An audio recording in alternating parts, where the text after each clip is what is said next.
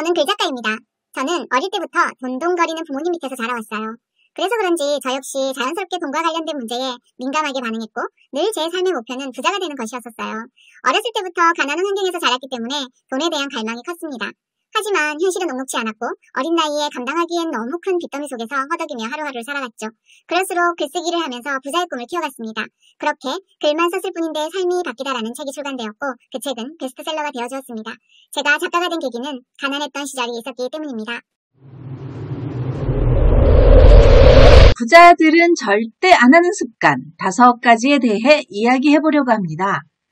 부자들이 하지 않는 습관이라니 뭔가 흥미로운 주제인 것 같아요. 과연 어떤 습관들을 가지고 있을까요? 저랑 같이 알아보시죠.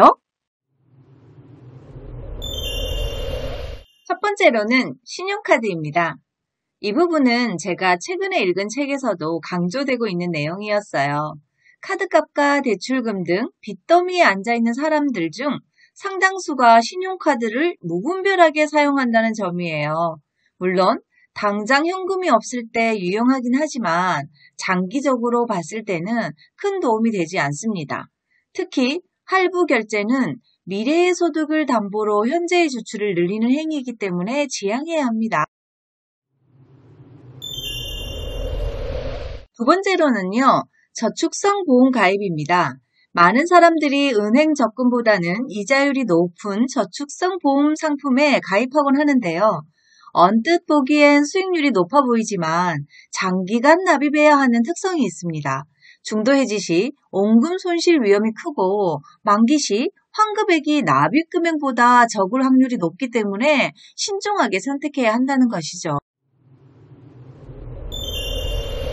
세 번째로는요, 자동차 구입입니다. 차 한 대쯤은 있어야지 라는 생각으로 무리해서라도 차량을 구입하는 경우가 많은데요. 실제로 우리나라 가구당 보유 차량 대수는 1.14대로 세계 최고 수준이라고 해요. 그러나 유지비나 세금 등 부가적인 부담이 크기 때문에 경제적 여유가 없다면 굳이 살 필요가 없습니다. 네 번째로는요, 패스트푸드 섭취입니다. 바쁜 일상 속에서 빠르고 간편하게 먹을 수 있다는 장점이 있기 때문에 햄버거, 피자 같은 패스트푸드를 즐겨 먹는 사람들이 많아요. 하지만 이러한 음식들은 지방 함량이 높고 영양가는 낮기 때문에 자주 먹으면 건강에 좋지 않아요. 또한 칼로리가 높아서 비만을 유발하기 쉽기 때문에 각종 성인병의 원인이 되기도 하죠. 마지막 5번째로는요, 자기 개발을 위한 투자 부족입니다.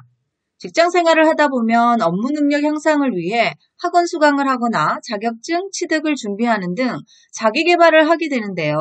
이때 발생하는 교육비 역시 만만치 않죠. 그렇다고 해서 무조건 아끼는 것은 능사는 아닙니다. 자신의 몸값을 높이기 위해서는 적당한 보상이 필요한데요. 따라서 너무 인색하게 굴기보다는 나에게 맞는 합리적인 방법을 찾아 적절하게 활용하는 것이 좋습니다. 이상으로 부자들이 절대로 안 하는 습관 5가지에 대해 이야기해드렸습니다. 여러분도 이러한 습관들을 참고하여 더 나은 경제적인 삶을 살기를 응원하며 마치겠습니다.